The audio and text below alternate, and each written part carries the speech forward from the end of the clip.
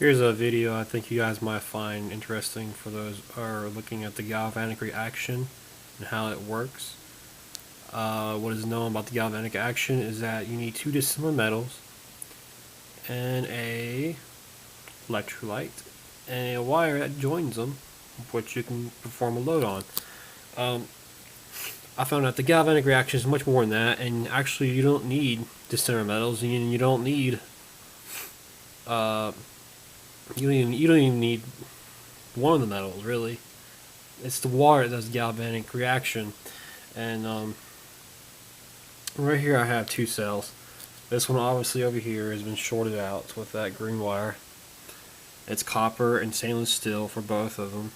But you notice that there's less corrosion and less discoloration of the water on this one than this one. This one's shorted out. And you can see clearly that this one's more important because of the fact that the wires are not touching each other at all, but yet the metals have corroded. That's very interesting because the wire does help the corrosion process by speeding it up a bit, but it's not necessary to have a wire or have the wires or the electrodes touching to corrode the metals. The wire will naturally do that for you. And you don't need dissimilar metals. You can use one metal. I've been doing that test for a while now. You can see I have a piece of aluminum foil submerged in distilled water. It was encapsulated, so nothing like dust can get in there. And it's been sitting there for a while, and it's corroded.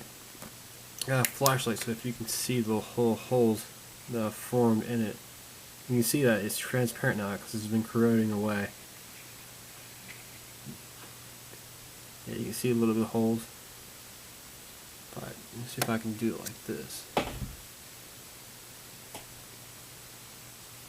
You can see all the holes that are forming because it's corroding away.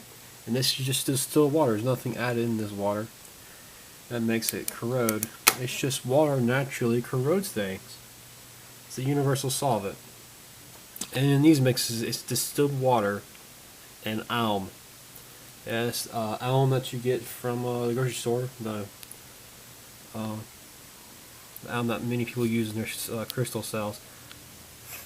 Really, I didn't have to use alum. I could use any other salts, but that's what I had at hand. But you can see that it's the water that does clearly all the corroding and nothing else.